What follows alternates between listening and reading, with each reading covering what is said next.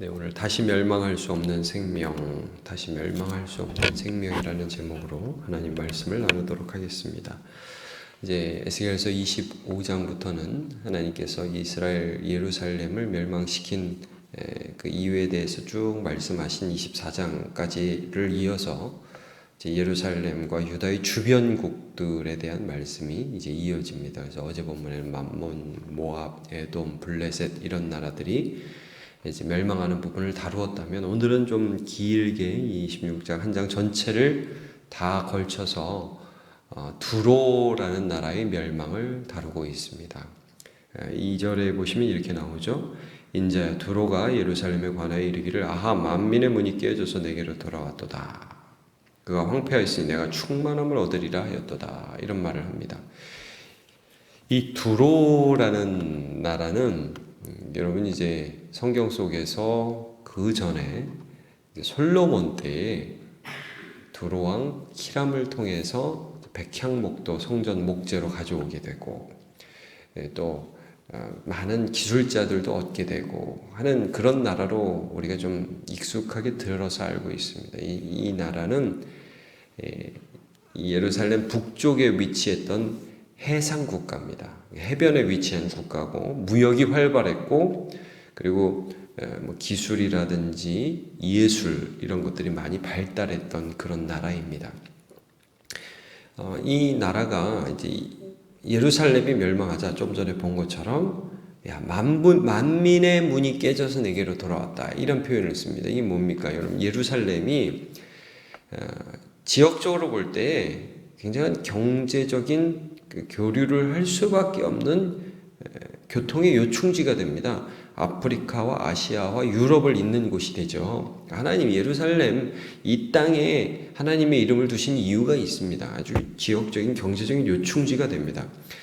여기가 이제 멸망하니까 이제 우리가 그 일들을 하겠다. 우리가 경제적인 요충지가 돼서 이제 만민의 문이 깨졌으니까 우리가 그 문이 되겠다, 이런 표현을 하면서 굉장히 예루살렘의 멸망을 기뻐하고 좋아하는 모습을 보게 됩니다.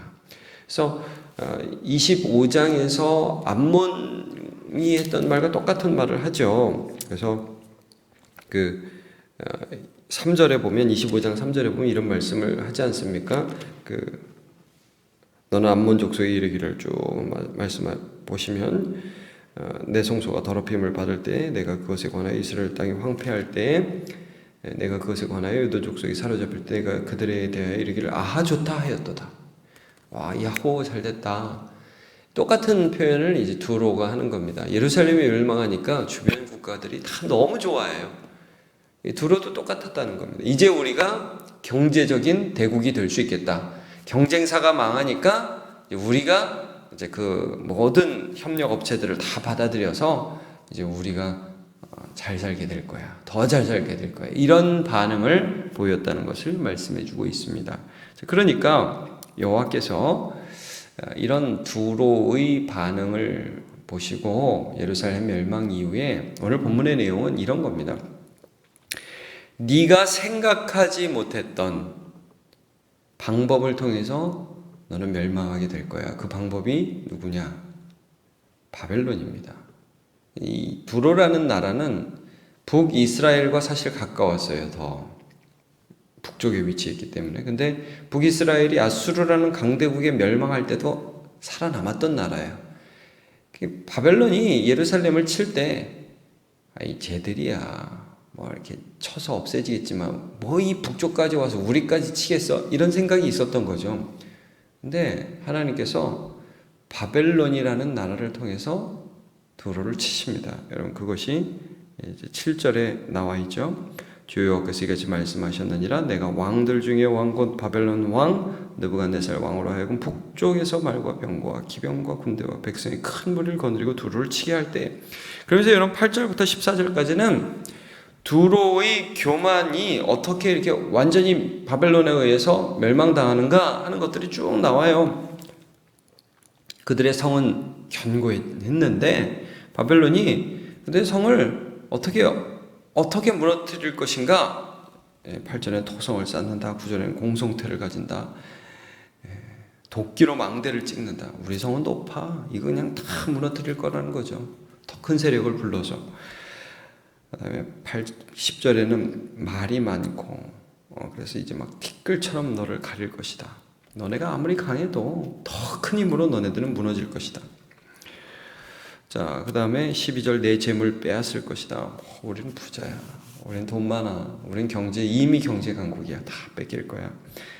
그 다음에 13절 내 노래소리를 그치게 한다. 이 문화가 굉장히 발달했거든요. 그러니까 우리나라는 뭐 앞서가는 나라야. 그거 다 없어질 것이다. 그래서 14절에 이런 표현이 있죠. 맨 바위가 된다. 14절 너를 맨 바위가 되게 한즉 이런 말씀을 합니다. 그래서 금을 말리는 곳이 된다. 화려한 건축물들이 즐비하던 그곳이 그냥 바위들이 있는 곳이 되어서 금을 말리는 것밖에 할 수 없는 곳이 되게 하겠다. 이 정도에서 그치지 않습니다. 이게 하나의 샘플이 돼가지고 그 당시 이제 두로는 해상무역의 중심지였으니까 이제 15절부터 보면 많은 그 섬들의 왕들이 이 소식을 들으면서 두로는 안 망할 줄 알았는데 그 나라는 괜찮을 줄 알았는데 하면서 놀란다. 이런 내용이 나와 있습니다. 15절부터 보시면 제가 15절을 읽을게요. 주 여호와께서 이같이 두로에 대하여 말씀하시되 내가 엎드러지는 소리에 모든 섬이 진동하지 아니하겠느냐. 너희 가운데 상한 자가 부르짖으며 죽임을 당할 때에라. 그때 바다의 모든 왕이 그 보좌에서 내려 조복을 벗으며 수놓은 옷을 버리며 떨림을 입듯 하고 땅에 앉아서 너로 말미암아 무시로 떨며 놀랄 것이며. 야, 두로가 망했대. 야, 그 화려한 문화와 그 견고한 성이 무너졌대. 거기는 괜찮을 줄 알았는데. 그걸 보는 옆에 왕들이, 이 바다의 조그만 섬들의 왕들이 두려워하게 될 것이다 라고 말씀을 합니다. 하나의 샘플이죠. 하나님만 두려워야 되는데 하나님이 교만한 자의 교만을 꺾으시는 겁니다. 그러면서 마지막에 19절부터는 어떤 말씀을 하느냐. 이제 이런 그 하나님의 심판이 임할 때에 20절과 21절에 반복적으로 나오는 한 구절이 있습니다. 그게 뭐냐면 다시는 내가 회복되지 못한다는 내용입니다. 제가 20절과 21절을 읽어볼게요. 내가 너를 구덩이에 내려가는 자와 함께 내려가서 옛적 사람에게로 나아가게 하고 너를 그 구덩이에 내려간 자와 함께 땅 깊은 곳 예로부터 황폐한 곳에 살게 하리라. 내가 다시는 사람이 거주하는 곳이 되지 못하리니 살아있는 자의 땅에서 영광을 얻지 못하리라.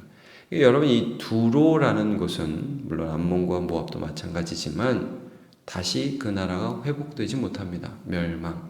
물론 예수님 당시에도 두로와 시돈 땅이라는 표현이 있지만 이 고대의 두로는 이렇게 망해버립니다. 21절 내가 너를 패망하게 하여 다시 잊지 못하게 하리니 사람이 비록 너를 찾으나 다시는 영원히 만나지 못하리라. 여기도 보면 다시는 너를 만나지 못하게 될 것이다. 그래서 이 두로라는 땅은 역사 속에서 이렇게 그 위대해 보였던 문명들은 여기서 완전히 멸망돼서 역사에서 자취를 감추어 버리게 됩니다. 이걸 보여주는 겁니다. 교만의 끝이 무엇인가? 나는 괜찮아. 이제부터 나는 영광스럽게 될 거야. 더 예루살렘이 멸망했으니까. 이런 자들에게 하나님이 그들이 생각지 못했던 바벨론이라는 방법을 통해서 멸망시키시고 그것을 통해서 세상에 하나님을 두려워해야 할 샘플들을 보여주신 다음에 그 다음에 이들이 다시는 일어나지 못하도록 완전한 하나님의 그 교만에 대한 심판의 샘플을 보여주시겠다는 것을 두로를 통해서 보여주신 겁니다. 이 한편으로 우리에게 두려움을 주죠. 교만하면 안 되겠구나. 하나님 없이도 잘 될 수 있다는 생각들.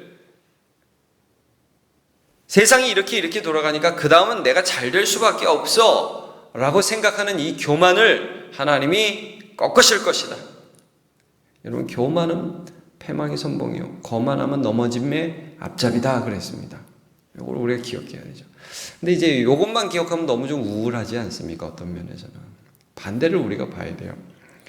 그러면 이 다시 일어나지 못한다는 이 두로와 이 앞에 24장까지 말씀한 예루살렘은 어떻게 다르냐? 여러분, 예루살렘도 똑같이 망해요.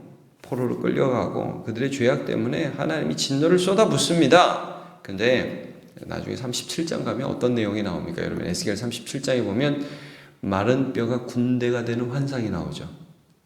마른 뼈가 군대가 됩니다. 에스겔에게 마른 뼈를 보여주면서 야, 이게 살겠느냐? 주님이 하십니다. 근데 나중에 이제 그 뼈가 생기가 붙으면서 생기가 불어오면서 살이 붙고 근육이 붙고 그래서 군대가 되잖아요. 거기에 대해서 제가 한번 읽어드릴게요. 에스겔 37장 12절에서 14절. 그러므로 너는 태어나여 그들에게 이르기를 주 여호와께서 이같이 말씀하시기를 내 백성들아 내가 너희 무덤을 열고 너희로 거기서 나오게 하고 이스라엘 땅으로 들어가게 하리라. 내 백성들아 내가 너희 무덤을 열고 너희로 거기에서 나오게 한즉 너희는 내가 여호와인 줄을 알리라.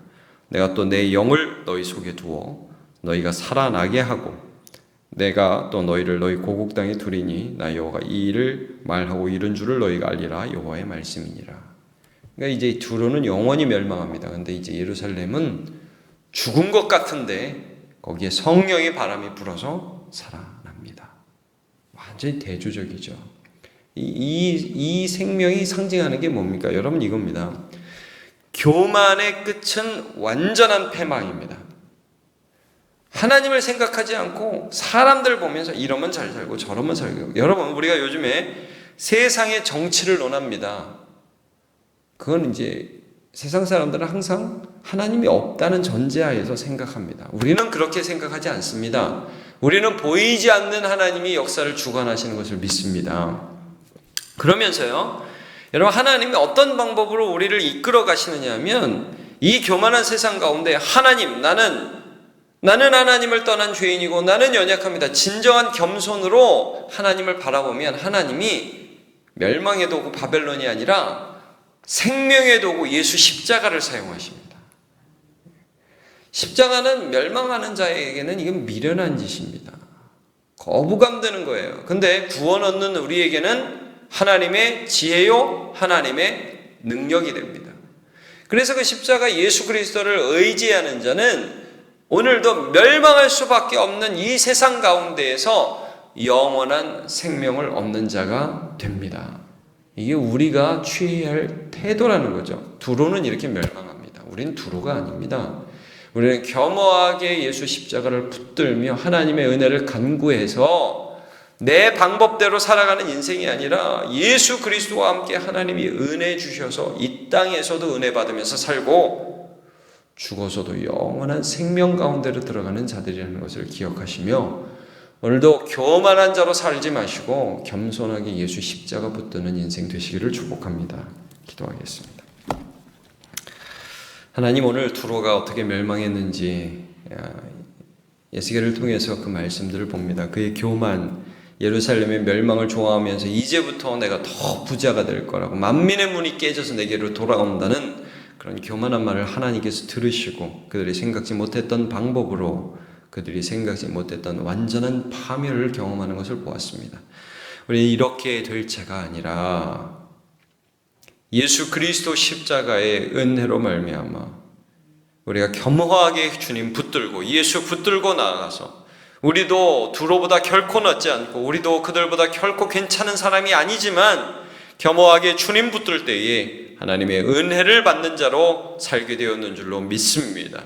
오늘도 이 믿음으로 예수 붙들게 해주시고 한순간도 교만치 않게 해주시며 겸허하게 주님 붙들어서 하나님의 은혜 받는 자 되게 하시고 남들이 못될 때 박수치며 좋아하는 자로 그렇게 실수하지 않게 해주시고 겸허하게 나도 죄악 가운데 넘어지지 않게 해달라고 간구하게 하시며 하나님 원수를 사랑하는 자의 자리까지 갈 수 있는 믿음의 사람 될 수 있도록 오늘도 붙들어 주시옵소서. 감사드리고 예수님의 이름으로 기도하옵나이다.